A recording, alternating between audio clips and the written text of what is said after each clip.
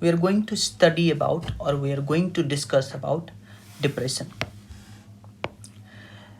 See, depression is the leading cause of disability in the world.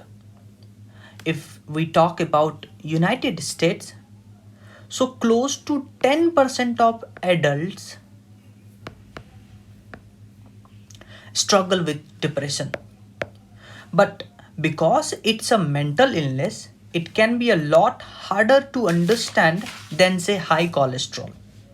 One major source of confusion is the difference between having depression and just feeling depressed. Almost everyone, from time to time, we feel low. For example, getting a bad grade, losing a job, having an argument with someone. Even a rainy day can bring on feeling of sadness. Sometimes there's no trigger at all. It just pops out of the blue. And then the circumstances change, and those sad feelings, it disappears and we become happy again. But clinical depression is different. It's a medical disorder, and it won't go away just because you want to. It lingers for at least 2 consecutive weeks and significantly interferes with one's ability to work, play, love. Depression can have a lot of different symptoms.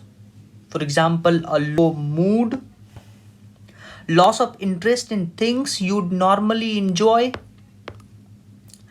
feeling worthless or excessive guilty, change in appetite, or sleeping either too much or too little, poor concentration, and loss of energy, restlessness or slowness, and even recurrent thoughts of suicide.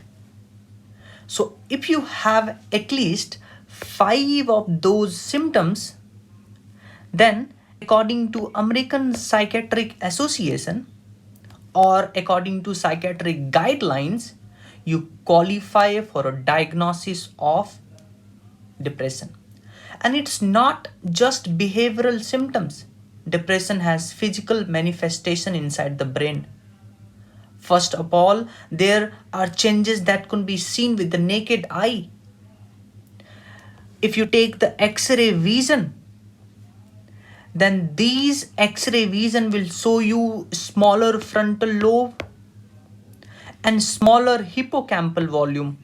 Say this one is the hippocampus, which is actually related to memory and navigation. On a more micro scale, depression is associated with a few things: the abnormal transmission or depletion of certain neurotransmitter, mainly serotonin and dopamine and norepinephrine. There can be blunted circadian rhythm. Circadian circadian rhythm is basically the sleep wake cycle, or specific changes in REM, that is rapid eye movement and slow wave parts of your sleep cycle. And of course, the hormonal abnormalities such as high cortisol and deregulation of thyroid hormones. But neuroscientists still don't have a complete picture of what causes depression. It seems to have to do with a complex interaction between genes and environment, but we don't have a diagnostic tool that can accurately predict where or when it will show up. And because depression symptoms are intangible, it's hard to know who might look fine but is actually struggling. According to National Institute of Mental Health, it takes the average person suffering with mental illness over 10 years to ask for help. But there are very effective treatments. Very effective treatments. Medication and therapy complement each other to boost brain chemical. In extreme cases, electroconvulsive therapy electroconvulsive therapy can be given to the patient, which is like a patient brain.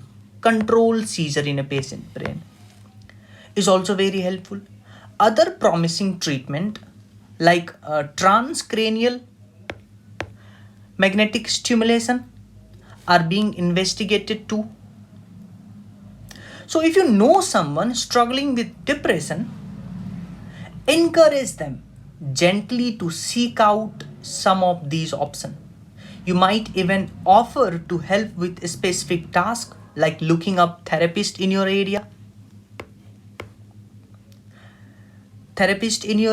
or making a list of questions to ask a doctor.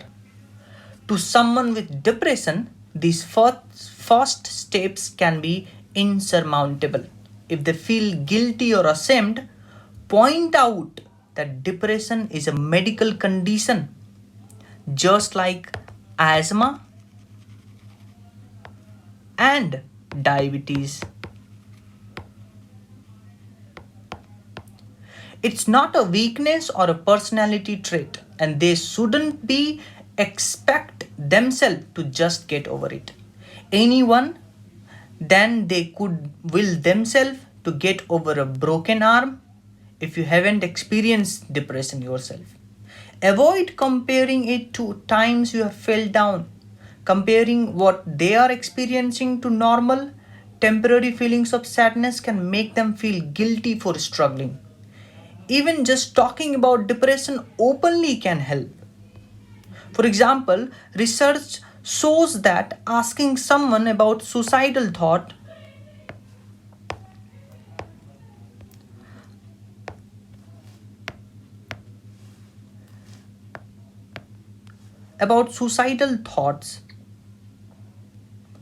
actually reduces their suicide risk. Open conversation about mental illness help erode stigma and make it easier for people to ask for help. And more patients seek treatment, the more scientists will learn about depression